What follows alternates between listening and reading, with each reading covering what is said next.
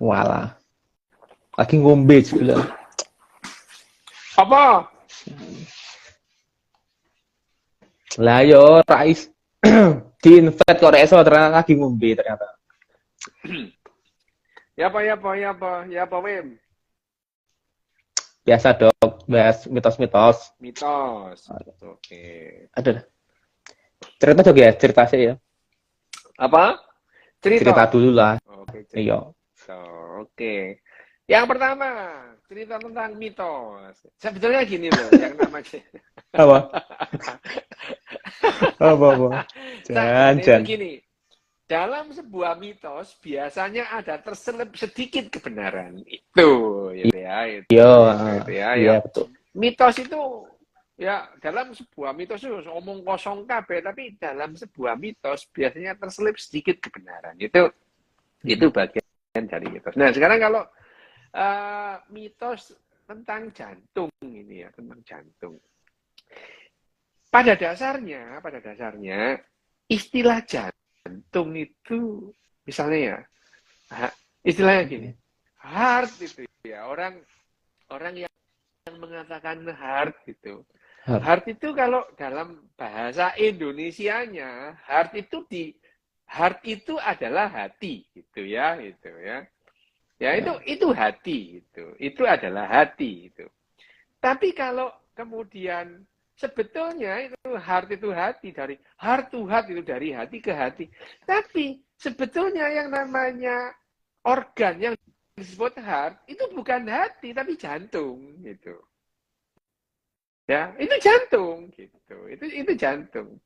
Nah, itu yang terus kemudian ono sing ngomuni kolbu barang sembuh lah ya itu bahasa Arab itu ya kolbu kolbu kok ngerti-ngerti wae lho ya gitu. Kokoro dok, kokoro. Lah iya terus kemudian ada orang mengatakan kolbu itu wah semacam-macam lah pret lah ya, tapi gini kita kembali ke yang namanya jantung tadi itu ya, jantung. Jadi jantung kita itu ya tugasnya ya memompa darah gitu ya. Memompa darah. Jadi gini loh, yang namanya kehidupan ini yang namanya individu ini adalah gabungan ya kerjasama dari berbagai macam organ gitu ya. Organ apa? Ya jantung, ya liver gitu ya. Jadi jantung dan liver itu seringkali kebalak-balik dalam bahasa Inggris gitu ya. Kebalak-balik gitu ya. Yang namanya heart itu bukan hati, tapi jantung itu gitu ya. Sementara orang yang lain gambar hati gitu. Itu gambar jantung saja nih gitu ya. Jadi dalam hal ini kita tuh sudah kebolak-balik mengatakan jantung dan hati itu ya. Tapi kalau orang Indonesia itu adalah engkau adalah jantung hatiku. Wah, itu ngerayu, gombal sebenarnya. Itu gombal. Tapi ya enggak apa-apa. Itu yang namanya jantung itu adalah organ yang memompa darah. Sementara hati, liver, itu tugasnya adalah menyaring racun, tempat pembuangan racun. Ini tempat pembuangan racun atau metabolisme barang sisa metabolisme yang tidak diperlukan oleh tubuh kita itu ada dua tempat. Yang pertama di liver, yang kedua di ginjal gitu ya. Jadi tugasnya itu kalau liver itu adalah hati itu adalah organ pencernakan itu, bukan organ perasaan gitu. Ya, itu. Nah, sementara yang disebut heart itu pusat perasaan menurut orang Inggris ya jantung itu gitu, jantung itu gitu. Jadi ya sudah ada mitos tentang hati adalah apa jangan menggunakan pikiranmu, gunakanlah hatimu. Gunakan ini. Lelah hati itu lever itu loh, tugasnya itu untuk menyaring racun itu ya. Oh jadi itu kalau hanya menggunakan otaknya, nggak menggunakan hatinya gitu. Ini adalah mitos-mitos yang digunakan orang-orang untuk seolah-olah pikiran itu kalah bagus dengan yang namanya hati. Ya gitu, menggunakan pikiran tapi tidak menggunakan hati. Loh gimana? Hati itu enggak ada. Hati membuat keputusan di otak itu enggak ada gitu ya. Itu adalah mitos yang paling sering disalahpahami, ya, mitos tentang hati ini adalah menentukan orang melakukan apa. Enggak. Yang memutuskan kita memutuskan sesuatu adalah otak kita. Hati tidak pernah ikut-ikutan dalam hal itu, apalagi jantung ya. Itu. Enggak, dua-duanya itu enggak. Nah, orang Indonesia itu kebolak-balik menggunakan heart itu. Heart to heart, kalau yang namanya heart to heart, orang Inggris itu, orang Barat itu adalah kita mengatakan dari hati ke hati. Padahal maksudnya orang Inggris itu adalah dari jantung ke jantung gitu. Heart to heart. Jadi bagi orang Barat pusat perasaan di mana? Heart. Jantung. Gitu, ya. Pusat perasaan heart dulu ya orang tradisional. Orang tradisional Barat itu mengatakan heart itu adalah pusat perasaan. Nah, orang Indonesia mengatakan itulah hati gitu. Hati dan jantung itu dua hal yang berbeda gitu ya. Hati dua hal. Nah, ini ada yang sering kebolak-balik dan dua-duanya salah gitu ya gitu. Bahwa hati adalah pusat perasaan. Jantung adalah pusat perasaan. Dua-duanya salah gitu. Dua-duanya salah. Bahwa hati pusat perasaan dan jantung pusat perasaan itu dua-duanya salah. Pusat perasaan di mana? Lah ya di otak kita, Rek. Gitu. Di otak kita. Itu yang paling sering disalahpahami. Nah, dan sejak lama juga itu, sejak sebelum Masehi jauh, sejak zamannya Fir'aun berkuasa, ada 187 Fir'aun. 187 Fir'aun, catat, ada 187 Fir'aun ya itu. Ada itu. Fir'aun itu banyak gitu ya, ada 187 Fir'aun. Nah, Fir'aun yang pertama kali dibuatkan piramid namanya Fir'aun Djoser. Nah, tapi sebelum Fir'aun Djoser itu, orang-orang Mesir kuno sudah melakukan mumifikasi ya, dimumikan gitu ya. Dimumikan. Jadi kenapa? Jadi orang Mesir kuno itu punya keyakinan kalau badannya itu diawetkan, maka jiwanya juga tetap ada gitu itu. Bayangin aja jiwanya orang kere itu hilang semua gitu karena tidak dimumi gitu. Mumi. Tidak dimumi gitu ya. Itu mumi. Nah, tapi yang jadi ya banyak yang organ-organ yang dibuang, termasuk otak itu dibuang. Otak itu adalah organ yang dibuang pada proses mumifikasi. Bagaimana membuang otak? Apakah dibelah kepalanya? Enggak. Mereka sudah tahu cara mengeluarkan otak. Dari mana? Dari hidung. Jadi hidungnya itu dilubangi, truk itu terus otaknya itu dikeluarkan dari hidung situ. Seret. Karena mereka paham otak itu adalah organ yang paling sulit diawetkan. Itu kalau otak itu membusuk, dia akan menyebar busuknya itu ke tempat yang lain. Maka otak itu dikeluarkan. Jadi proses mumifikasi pada muminya orang Mesir itu. Muminya orang Mesir itu otaknya dikeluarkan. Dari mana? Dari hidung dikeluarkan. Gitu. Nah, berarti dibedah nih kok? Dibedah. Dari lubang ini loh. Dari lubang hidung. Ditarik. Itu. Pakai kayu kecil itu. Iya, dari kayu kecil. Itu. Kerok itu terus dibolongi gitu kan, ya udah dikerok aja keluar semua otaknya itu ya. Nah itu karena orang Mesir itu menganggap yang namanya pusat kehidupan adalah jantung. Itu pusat perasaan adalah jantung. Orang berpikir dengan jantungnya gitu. Jadi kalau sampai sekarang ada orang yang mengatakan, memang orang menggunakan pikirannya, nggak menggunakan perasaannya. Itu masih ketularan, masih sisa-sisanya orang-orang Mesir kuno. Itu adalah, nah ini adalah mitos ya. Itu adalah mitos bahwa jantung itu adalah pusat kehidupan. Tapi sejak zaman Mesir kuno itu yang namanya orang-orang Mesir itu mengatakan yang namanya jantung itu pusat kehidupan dan itu bertahan lama gitu. Jadi kedokteran di awal-awal masih tetap mengatakan awal kedokteran ya masih di zamannya masih di zamannya Hippocrates pun itu, Hippocrates masih belum menotis atau belum ngeh bahwa yang namanya orang memutuskan sesuatu itu di otaknya gitu Otak. ya. Di otaknya gitu. Apalagi Plato. Plato itu ngarang lagi itu. Plato itu ngarang lagi itu ada Alami barang dia. gaib gitu. Ada barang gaib yang nempel di tubuh kita itu yang namanya jiwa tadi itu yang menentukan orang itu melakukan apa gitu ya. Bahkan saking bingungnya Plato itu mengatakan Plato itu dalam diri kita ada dua kuda, yang satu kuda hitam, satu kuda putih gitu ya. Nah, kita itu ada seharusnya kita itu sebagai pengendali kuda hitam dan kuda putih lah, bulat lah wis pokoknya ya. Itu adalah, dan itu semua pusatnya adalah di jantung gitu ya, di jantung gitu. Di jantung. Sementara orang-orang Indonesia mengatakan itu di hati, gitu. Hati gitu. Nah itu orang Indonesia itu antara heart jantung dan heart hati itu bulat gak karu-karuan gitu ya. Jadi orang Indonesia itu yang mitosnya orang Barat, mitosnya orang Arab, mitosnya dicampur dari sini. Campur-campur. Tapi yang nggak apa-apa Ruwet. sih, yang nggak apa-apa. Akhirnya ya membuat mitos baru ya, enggak apa-apa, memang begitu, dari mitos ke mitos. Nah sekarang kembali ke yang namanya jantung tadi gitu ya, jantung.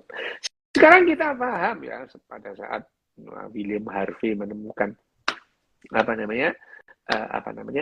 peredaran darah. William Harvey itu belum lama gitu ya, William Harvey itu menemukan peredaran darah gitu ya, darah bawah jantung itu dulu sebelumnya. Jadi ya jangan bayangkan Ibnu Sina itu ngerti pembuluh darah, nggak ngerti gitu ya, itu nggak ngerti. Jangan membayangkan, ya betul, yang namanya Hippocrates itu adalah bapak kedokteran, yang namanya meletakkan dasar-dasar kedokteran modern. Ibnu Sina juga berjasa gitu. Tapi Ibnu Sina pun dia nggak paham pembuluh darah, dipompa jantung dari bilik kiri ke bilik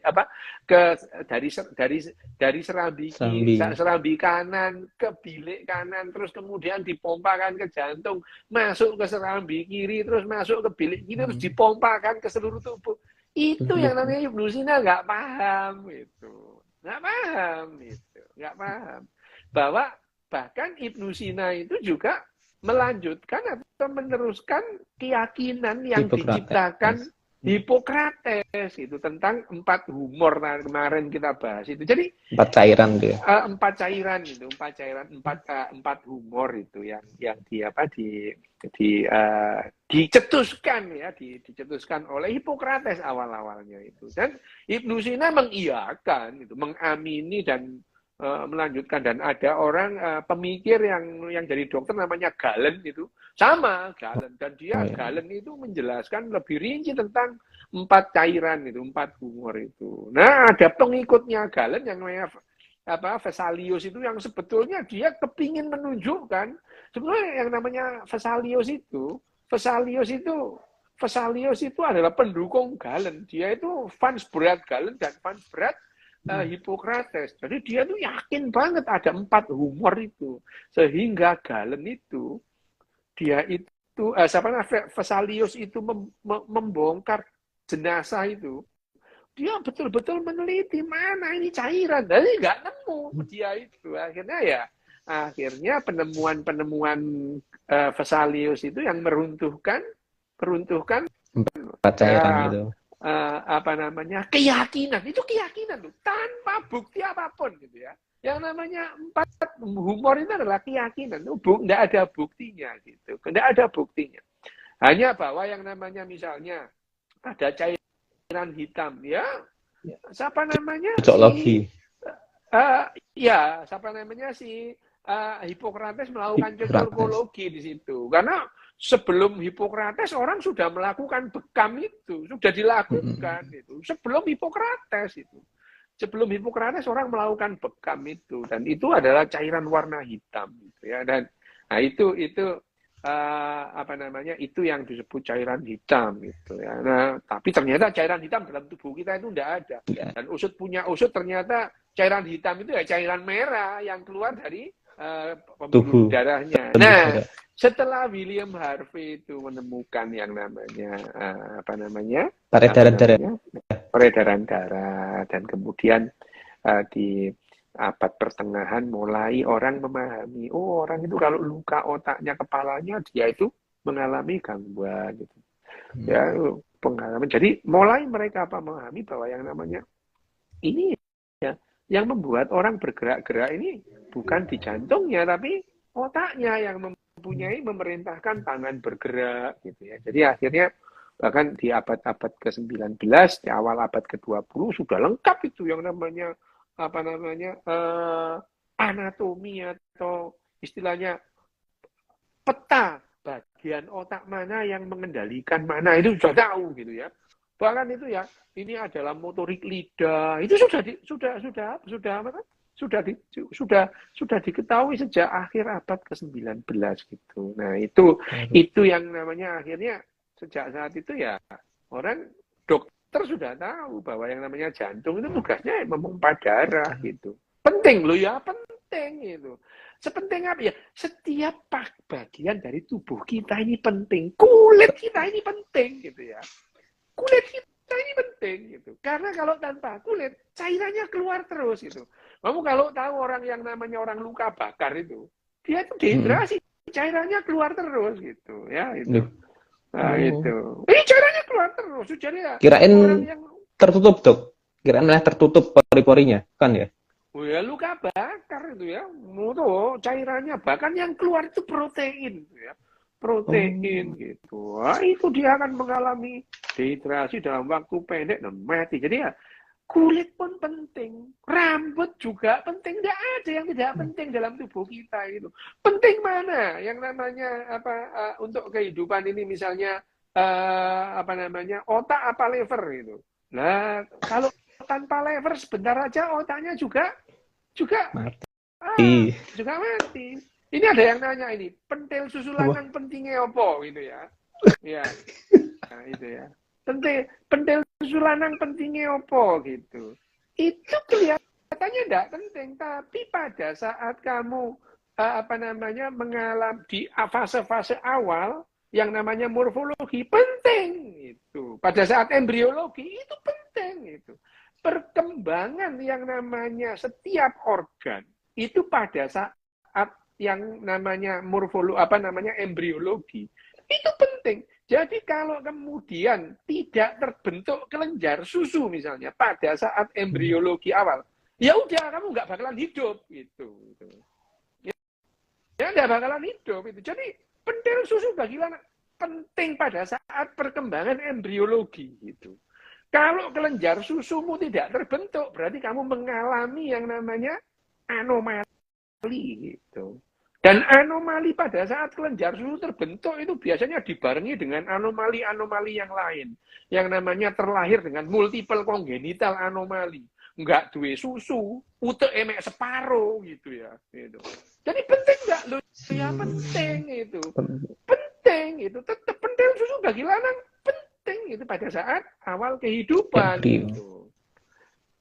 Ginekomasti itu adalah laki-laki yang teteknya jadi kayak perempuan gitu. Lah kalau dia bencong ya malah bagus, ya udah gitu ya gitu. Pakai BH gitu. Ada jualnya deh ya? Iya ada jualnya gitu. Itu ya kita kembali ke yang namanya jantung tadi ya. Kita kembali ke namanya jantung tadi. Nah, jantung ini itu ada pertanyaan lagi itu. Usus buntu buat apa? Usus buntu buat apa? Usus buntu, kalau kamu nggak punya usus buntu, kamu tidak mempunyai yang namanya saluran pencernaan gitu. Jadi usus buntumu itu adalah perkembangan dari masa embriologi gitu. Usus buntu. Orang itu tidak bisa membedakan antara usus buntu dengan umbai cacing. Itu dua hal yang berbeda. Kalau kamu belajar biologi, usus buntu namanya sekum. Ya, yang namanya umbai cacing namanya apendik. Dua hal yang berbeda. Gitu. Dua hal yang berbeda. Kalau dua-duanya nggak berkembang, misalnya kamu nggak punya usus buntu, pencernakanmu nggak bisa jalan. Kamu sakit gitu, nggak bisa itu. Ada bagian ususmu yang nggak ada. Gitu. Yang namanya kamu kalau tahu namanya penyakit Hirschsprung gitu. Jadi ada bagian usus yang tidak bergerak dan tidak berfungsi. Jadi anak itu perutnya gede gitu. Jadi artinya apa pentingnya umbai cacing atau apendik dan sekummu? Kalau kamu nggak punya itu, pencernakanmu nggak bisa seperti orang lain. Itu. Orang sering kali apa manfaatnya umbai cacing? Apa manfaatnya yang namanya? Loh, kalau kamu nggak punya itu, pencernakanmu nggak jalan gitu. Ya, seolah-olah itu ini barang nggak kanggo. Lah ya itu. Memang benar yang namanya umbai cacing itu adalah menyusutnya usus buntu gitu ya. Usus buntu. Jadi usus buntu pada nenek moyang kita itu panjang gitu. Panjang. Jadi kalau kamu melihat, wih, ada Presiden Jancuker di sini. Wah, mantap ini ada Mas Sujiwo Tejo di sini. Oke ya. Oke, paling jancui itu ya, paling jancui. Tapi ya dari ini organ yang paling jancui. Bener kalau paling jancui iya. Misalkan ini ya, misalnya orang-orang Jepang yang mau bekerja di misalnya bekerja di Papua gitu.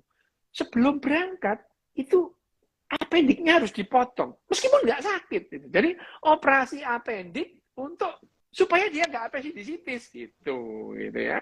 Gitu ya. Itu memang organ yang paling jancui ya. Nah, tapi kalau kamu tidak punya usus buntu dan tidak punya umbai cacing, alat pencernakan kamu nggak bisa bekerja seperti layaknya gitu.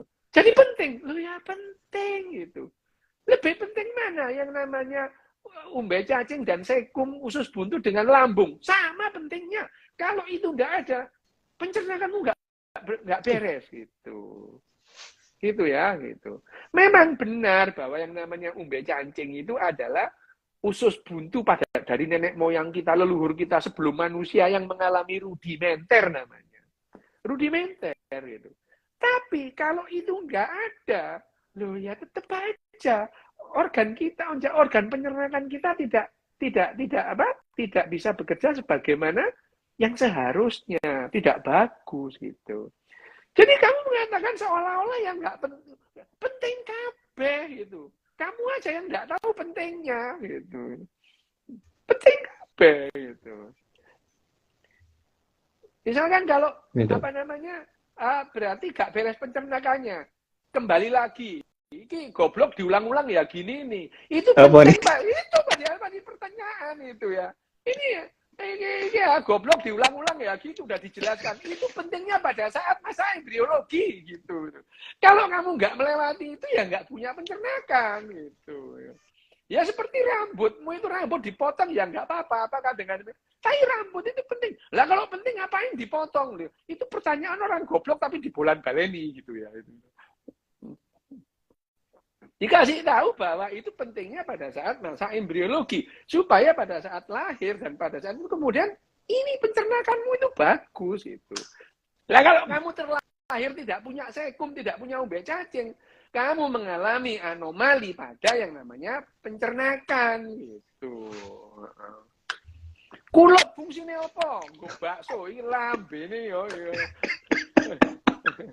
Padahal tak takon ke Dok. Mau tak tanyakan padahal. Diketok. Kulop itu penting untuk melindungi gland penis dan yang namanya uretra itu terpapar langsung dengan dulu itu orang nggak katoan, Wim. Iya, nggak pakaian ya benar. Ya, orang dulu itu nggak pakaian. Jadi yang namanya kulop, ujung yang menutupi kepala penis, itu penting itu. Mencegah terjadinya infeksi. Ya. Itu mengalami. Lah kok malah disunat? Mbok sak karepmu gitu ya gitu. Mbok sak karepmu gitu ya itu. Ben dukun sunat payu, Dok. Mbok sak karepmu gitu. Ben dukun sunat payu. Dulu Dulu itu kan aku kan dokter-dokter biasa ya, dokter-dokter yang melakukan cocokologi lu. Sunat itu penting supaya smegma itu kotoran putih-putih yang di dalam Oh biasanya ya. di baliknya kulup itu supaya nggak ada. Lah aku yang jawab. Lah kalau dari kecil smegmanya dibersihkan berarti nggak perlu sunat. Lu malah dimarahin. Aku ya dia itu nah gimana ya? Dia itu mengatakan bahwa sunat itu penting untuk membersihkan smegma. Menghilangkan Kalau smegmanya diresiki mulai kecil, berarti nggak perlu sunat. Lu malah dimarahi. Ya apa sih gitu ya ini.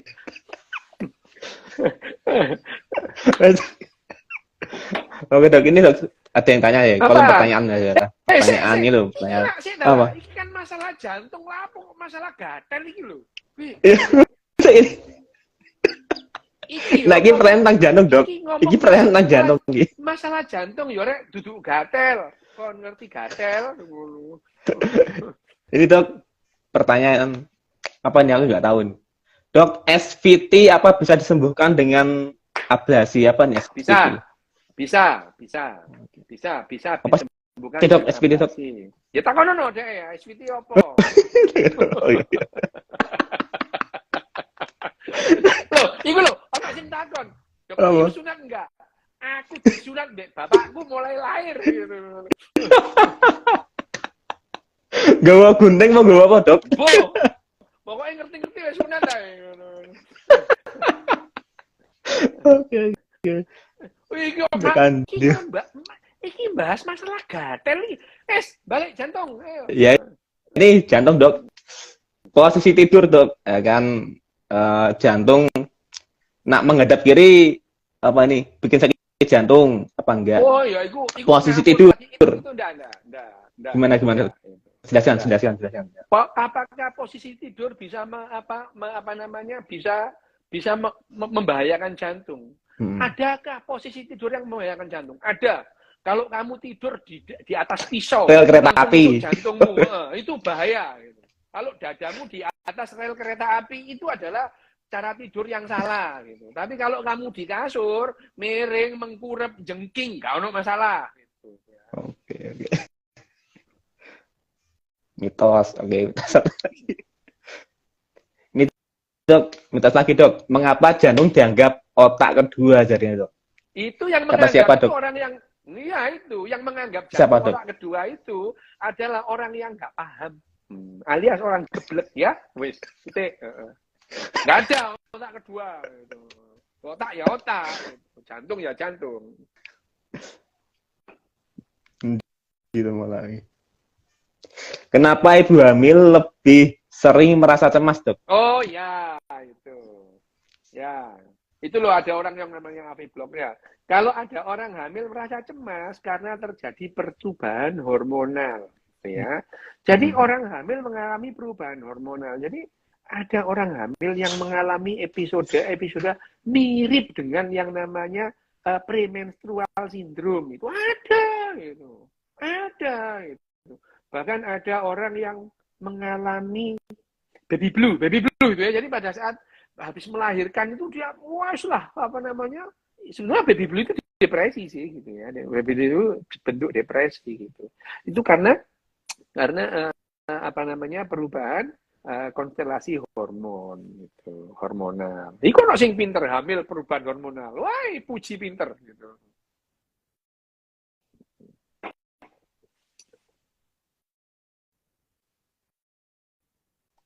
Ini lagi, ada orang memori kita tersimpan di jantung, bener nggak? Enggak, gitu ya. Yes. Dok, dari mana sumber listrik di jantung? Ini bahas betul itu ya. Sumber listrik di jantung. Sel kita itu menghasilkan listrik. Oh ya, itu. Sel kita. Jadi ya, sel kita itu menghasilkan listrik. Tapi ada yang namanya pusat di jantung yang namanya SA node dan AV node itu. Itu yang mengatur irama jantung, termasuk ngatur irama jantung gitu ya. Apakah itu bagian sistem dari saraf? Iya, yang terpisah gitu. Tapi apakah jantung menghasilkan listrik? Enggak itu. Setiap sel kita mempunyai listrik gitu. Tapi jantung menghasilkan listrik. Perasamu yang namanya jantung itu PLTD apa pembangkit listrik tenaga diesel? Enggak gitu ya. Sama dengan orang mengatakan otak kita menghasilkan gelombang. Gelombang apa gitu ya? Enggak ada. Lah perasamu gelombang itu terus ditangkap sama radio ya enggak gitu. Enggak gitu ya. Jadi jantung itu kalau menghasilkan gelombang listrik, coba kok nek gak percaya nggawa avometer ini jantung ya enggak ketok gitu. Hanya saja ada gitu ya. Ada cara-cara misalkan untuk EKG gitu ya, elektrokardiomiografi gitu ya, EKG ya, elektrokardiografi gitu. Tujuannya itu untuk merekam gitu ya, merekam aktivitas kelistrikan di jantung untuk dokter itu melihat jantung ini kerjanya bagus apa enggak gitu. Loh, ya tidak hanya jantung yang bisa direkam kelistrikannya. Otot kita juga bisa itu. Yang namanya EMG ya, elektromiografi gitu. Otak kita menghasilkan kelistrikan. Iya, namanya ECG kalau direkam. Elektro ECG itu ya, cerebral itu. Cerebrografi itu semua adalah asli merekam kelistrikan. Jadi semua tubuh jaringan kita itu ada listriknya gitu ya. Ada listriknya. Kenapa? Loh, sel kita itu mempunyai beda potensial. Sel kita itu di luar dan di dalam membran itu ada beda potensial. Berapa? 0,68 milivolt gitu. Ya, gitu. Itu ada gitu. Nah, itu ada. Jadi yang namanya, lo itu kan ada direkam listriknya lo. Ya bukan hanya jantung, ototmu juga bisa direkam, otakmu juga bisa direkam kelistrikannya. Tapi itu tujuannya bagi dokter untuk mengevaluasi atau menentukan kira-kira kelainannya di mana. Misalnya EMG ya, elektromiografi itu ya, dilakukan perekaman aktivitas kelistrikan di otot, ya, di kaki, di lengan, di wajah itu. Tujuannya adalah memetakan kelainan sarafnya itu ada di mana. Misalnya itu orang yang HNP atau tumor di tulang belakangnya gitu. Dulu sebelum ada MRI, belum ada CT scan gitu ya. Itu direkam itu untuk menentukan kira-kira tumornya setinggi apa gitu ya. Itu apa gitu. Nah, ini ada lagi pertanyaan. USG jantung untuk apa? Ya untuk melihat jantung gitu. Lagi. USG, dulu USG lah. Sekarang kan ada MRI, ada CT scan, itu lebih bagus lah. Lebih akurat gitu, lebih akurat. Ya silakan Mas nih kalau mau yang tanya nih Mas, siapa nih lupa. Mana nggak ada. Wah. Jembret. Yes. Itu ada suaranya tapi. Iku ono suara. Iya. Ono suara tanpa rupa, kayak gendruwo kon. Tanpa rupa. Ono suara tanpa rupa. Lah iki rupane lho hilang maneh. Hilang maneh. Ketok ora ketok jegrik ngono.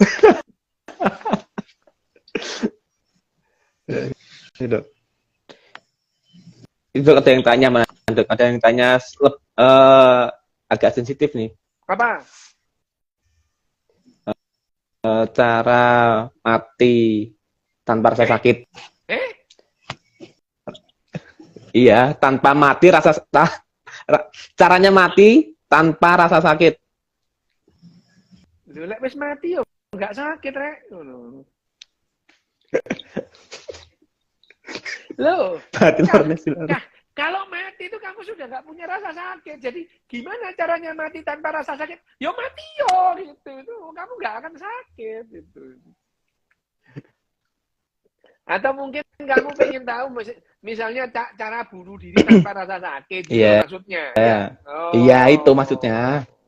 Ya, bunuh diri tanpa rasa sakit itu ya pakai obat anestesi. Ya itu mungkin di bios bener itu.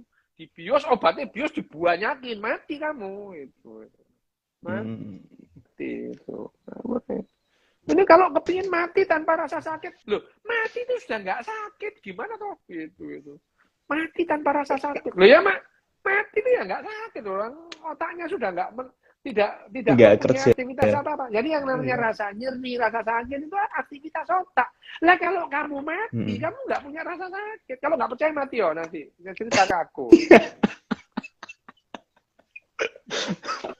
Gak, rak malu-malu aku.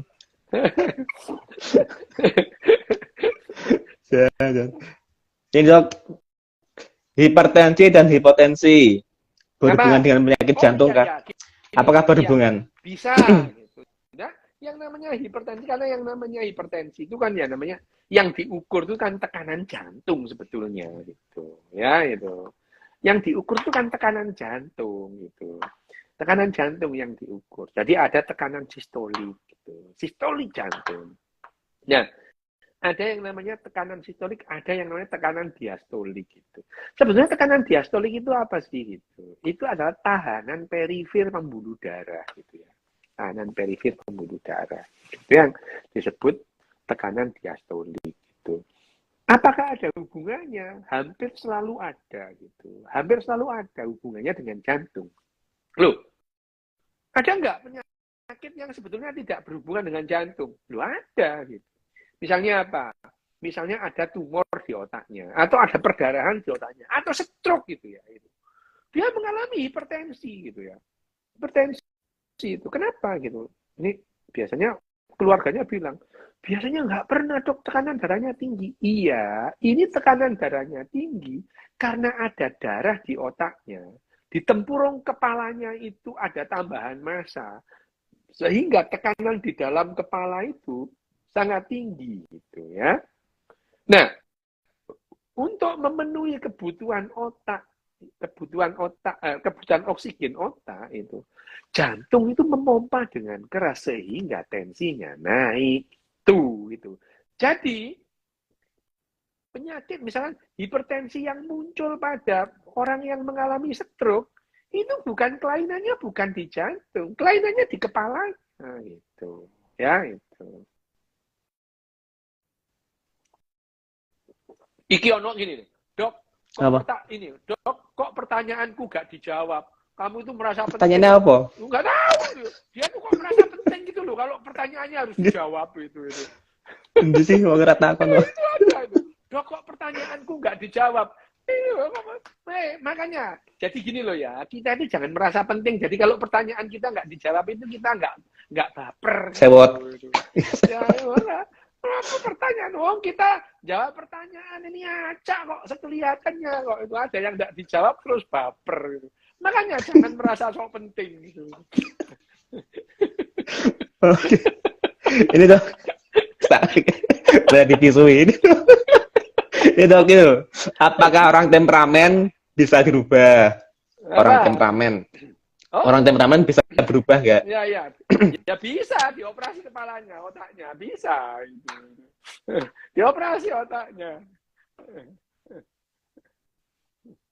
Dioperasi otaknya biar nggak temperamental. Ya bisa, gitu bisa. Cuman ya masa ya orang temperamental terus dibawa ke dokter gitu. Dibawa ke dokter terus Pak ini saya kepalaku dioperasi kan nggak ada orang kayak gitu ya. Tapi biasanya dikasih obat, dok. Kasih obat penenang apa gimana biasanya kalau orang temperamen? Sebentar. Apa? Ini yang namanya kamu ngomong temperamental itu. Kalau aku nanya, batasan temperamental itu apa? Gitu. Oh iya. Nah, ya itu tadi. Nggak tahu. Ya itu tadi makanya itu. Kayak dokter sini kan termasuk temperamental apa Aku temperamental. Aku dari dulu temperamental. Aku itu sangat merespon dengan ekstrim sejak dulu. Gitu ya. Sejak dulu aku itu merespon segala sesuatu dengan ekstrim. Ya. Jadi sekarang itu sudah jauh berkurang gitu. Dulu itu merespon segala sesuatu dengan ekstrim. Misalnya, kalau ada sing nggarai ngono ya. Ojo takon dosa wis. Aku tuh nggak peduli lah gitu.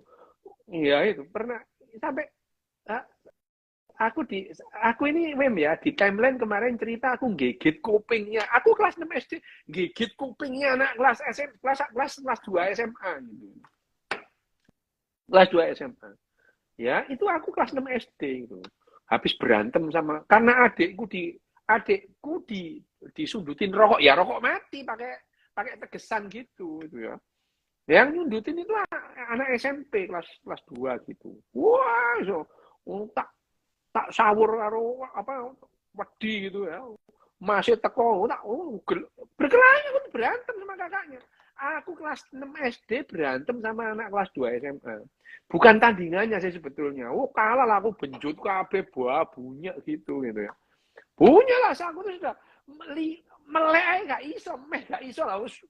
Udahlah gitu. Tapi ditanya, ayo kapok apa gak? Yo sorry ya, gak kapok. Kok aku mau kapok gitu ya. Wah gitu. Sampai suatu saat aku dipeting, aku ya nggak tahu ya berhasil megang rambutnya tak tarik nang ngarep kuwi ku apa sekarang tak cokot ae tibake kupinge gitu ya.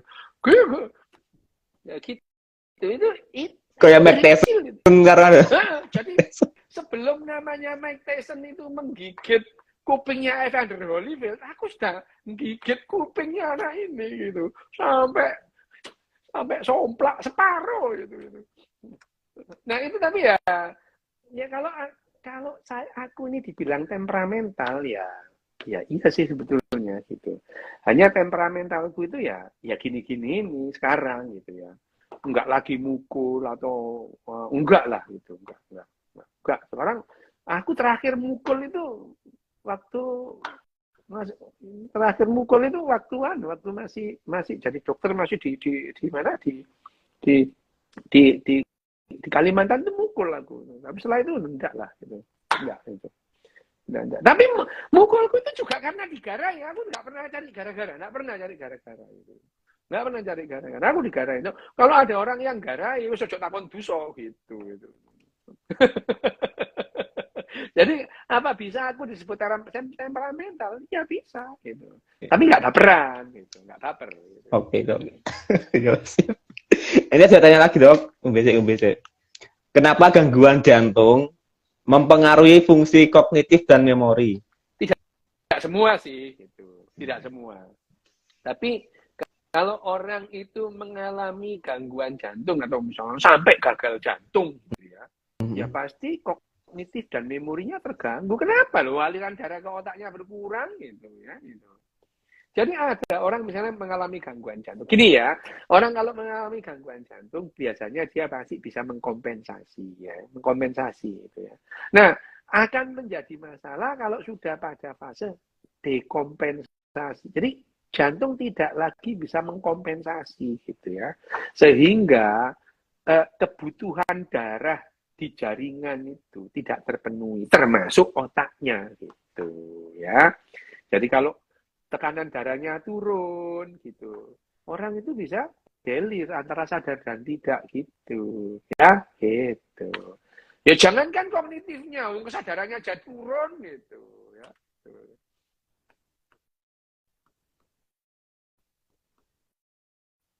Nah, soal rokok, Dok, rokok. Hubungan rokok dan kesehatan jantung. Oh, ini Mbak Ike. Oh, gini. Gini loh ya. Apa ngerokok kok gitu? Merokok jantung. Apakah rokok itu menyehatkan jantung dan pembuluh darah? Enggak. Itu enggak. Titik. Enggak ada. Tidak ada penelitian atau misalkan ada penelitian atau jurnal kedokteran yang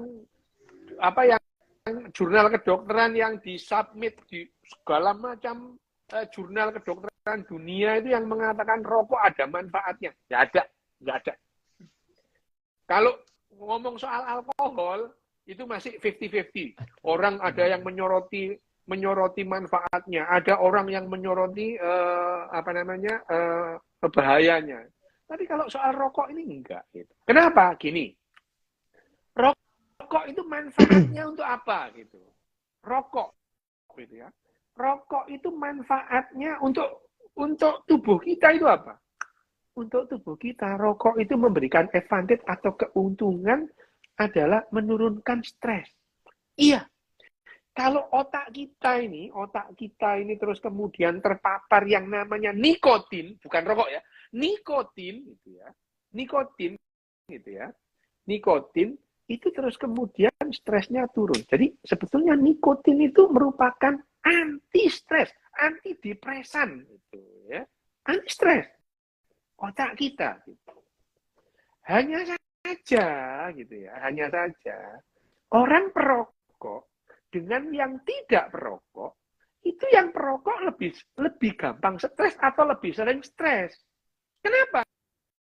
Pada saat dia tidak terpapar nikotin, otaknya stres gitu. Dan cukup dengan 20 kali kamu terpapar nikotin, otakmu akan ketagihan nikotin itu. Gitu. Ya? Jadi cukup 20 batang rokok untuk membuat seseorang kecanduan rokok. Gitu ya. Kenapa? Karena otak kita memerlukan nikotin untuk menurunkan stres. Jadi nikotin manfaatnya apa untuk otak kita? Menurunkan stres. Itu untuk otak. Itu ya.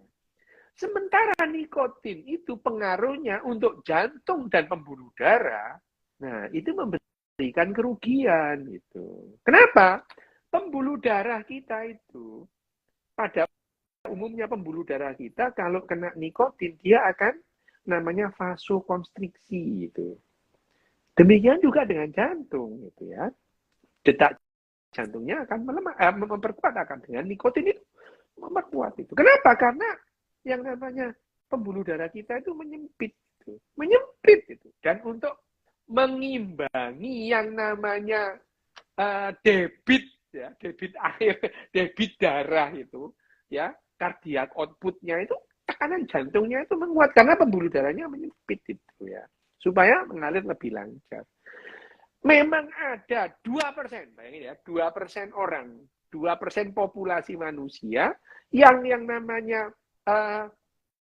reseptor di dalam pembuluh darah itu ada reseptor muskarinik dan reseptor nikotinik itu. Dua reseptor itu yang memberikan respon terhadap nikotin. Nah, reseptor nikotinik itu kalau orang yang dengan reseptor nikotinik dominan, pembuluh darah kalau kena nikotin dia akan vasokonstriksi, mengecil. Tapi ada orang-orang tertentu, 2%. 2% orang yang kalau kemudian dia kena nikotin, pembuluh darahnya justru melebar. Nah, pada orang-orang ini, nikotin menguntungkan. Gitu. Jadi ada orang dengan nikotin, pembuluh darahnya makin sehat. Ada. Tapi 2%. Dari 100 orang itu hanya 2 yang begitu. Apakah kita itu mau berjudi dengan kemungkinan menang cuma 2%? Gitu. Itu pertanyaan. Yang kedua, itu masalah nikotinnya ya. Jadi 90% kemungkinan orang akan jantung dan pembuluh darahnya akan sangat tidak sehat pada saat dia mengkonsumsi nikotin. Nah, yang ditanyakan tadi bukan nikotin, tapi rokok gitu ya. Lah rokok itu bukan hanya masalah nikotin, tapi masalah tarnya itu. Pada saat rokok itu dihisap, dia tidak hanya menghisap nikotin gitu. Itu tidak yang dihisap itu ya ada CO, ada NH3, macam-macam itu. Yang teridentifikasi ada sekitar 140 bahan racun yang ada dalam tar. Itu yang membuat rokok itu berbahaya. Gitu. Paham, Des? Tapi sekarang gini. Kalau kita melihat bahwa rokok itu demikian masif, begitu, berarti untuk kehidupan manusia secara menyeluruh, rokok lebih memberikan manfaat. Iya, gitu. itu. Tapi untuk kesehatan, ya nggak sehat. Enggak. Gitu loh, ya itu. Rokok itu membuat orang bisa sekolah, bisa ada bulu tangkis, bisa ada pertunjukan rock dulu itu semua pakai rokok gitu. Ya itu kalau kita menghitung-hitung, yang namanya dunia itu permainan impas-impasan aja kok ya. Jadi ya itu. Itu lanjut dok. Apakah orang yang sakit jantung harus minum obat seumur hidupnya dok? Ya, bener. Supaya hidupnya lebih panjang. Kalau kepingin cepat mati, nggak usah minum obat, guys. Ya, bener itu. Apa? Iya bener itu. Iya, orang itu kalau gitu. Apakah saya harus minum obat? Iya. Sampai kapan? Seumur hidup. Kalau kamu hidupnya 200 tahun, minum obat ini 200 tahun. Kecuali kamu pengen cepat mati, nggak usah diminum. Ntar lagi mati kamu. Gitu. Oke dok. Ini dok, terus ini kemarin kan pernah dibahas ya soal atlet yang kena serangan jantung saat ya beraktivitas. Kenapa dok? Ya, yang pertama ya itu ya.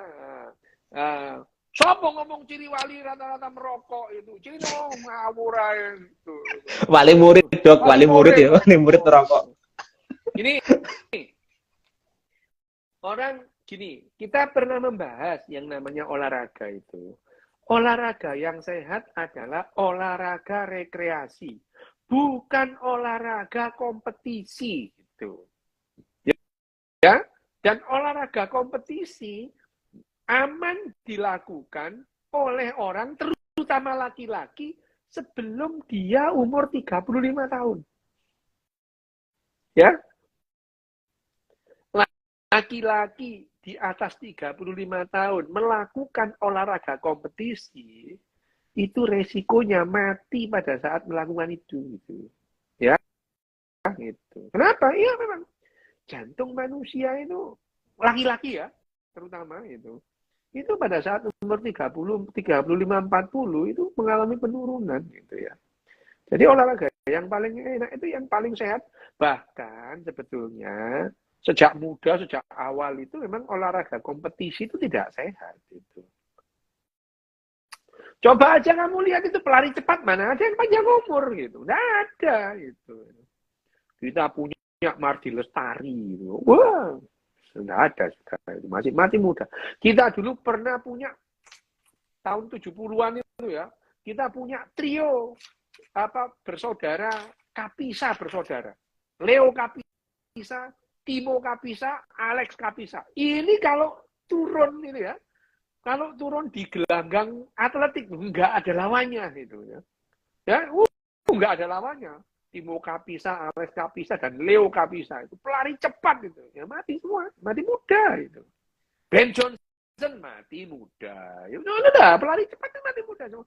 Dan itu adalah olahraga prestasi, itu adalah olahraga yang tidak sehat gitu. Ya, olahraga yang sehat ya. Ya kalau capek berhenti gitu. Ya, makanya jangan heran itu anak berapa orang itu kita melihat itu. Berapa orang mati di lapangan futsal itu. Karena pingin menang gitu. Pingin menang gitu. Lihat dia itu tidak melihat jantungnya nggak kuat itu. Oh mati itu. Di lapangan bulu tangkis mati gitu ya. Lapangan tenis mati itu. Makanya nggak usah gaya-gayaan gitu ya. Kalau udah umur 35, 40 nggak usah gaya-gayaan mati gitu. Oh, jalan aja naik sepeda gitu. Naik sepeda ya nggak usah dikawal cewek-cewek gitu. Macam ayo pak, mati juga kamu gitu. Cok guyu kan wem. Aku wem guyu ae. Ya lucu dok, mau so nangis aku. Aduh. Apa gitu? Terakhir dok, ini mau Cindy.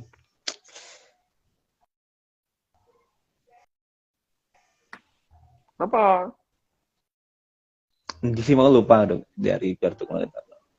Nih, impotensi sama jantung hubungannya pripun dok? Oh, impotensi dan jantung iya. Orang kalau sakit jantung itu sangat mungkin dia akan mengalami hipotensi. Itu sangat mungkin itu. Sangat mungkin. Kenapa? Ya obat-obatannya misalnya orang jantung. Orang dia memompa darah aja nggak itu kok ya. Lo kamu ereksi itu kan perlu darah yang cukup itu. Yeah. Ya itu. Makanya orang dengan gagal jantung, dekompensasi kordis itu, ini pasti nggak bisa ereksi lah dia itu ya. Itu. Ya, kalau orang sembahyang sholat kakinya bengkak, kalau berdiri ya nggak bisa ereksi dia itu. Ya, gitu. Dia mengalami itu namanya mengalami dekompensasi. Loh, orang dekom itu kok ereksi, ambekan aja gak iso kok. Ereksi gitu ya. Jadi ya jelas lah kalau misalkan impotensi berhubungan dengan jantung, iya kenapa? Karena yang namanya ereksi itu memerlukan aliran darah yang memadai di corpus cavernosus penisnya itu. Lah kalau jantungnya itu nggak bisa mompa yo, iku mau yo. Nggak terisi ya? Nggak terisi. Itu namanya perjuangan hidup, sudah berjuang lo nggak hidup juga gitu. Kalau masih muda itu kan yang namanya pandangan hidup, baru pandang sudah hidup gitu. Kalau sudah agak-agak males itu namanya pegangan hidup, kalau dipegang baru hidup gitu. Lah kalau ada yang perjuangan hidup, berjuang dulu baru hidup, lama-lama tinggal kenangan hidup gitu. Hidup hanya dalam kenangan. Jadi itu kebalikannya tuh. Apakah obat jantung mempengaruhi fungsi seksual pada pria? Obat jantung. Tergantung. Ada obat jantung yang mempengaruhi gini misalnya. Obat anti hipertensi, ada obat anti hipertensi akhirnya yang mempengaruhi ya ketegangan penis ada, tidak semua. Tidak semua. Gitu. Jadi memang tekanannya diturunkan, ya. Tekanan penisnya juga turun, gitu. Ya. Jadi ada obat-obat jantung yang menurunkan tegangan penis itu, ya. Ya bisa agak berdiri, tapi begitu mau masuk pintu langsung kelusut gitu, bisa. Gitu. Ini dok, sing komentar. Begitu diternong lompok nang ngarepe lawang ya gitu.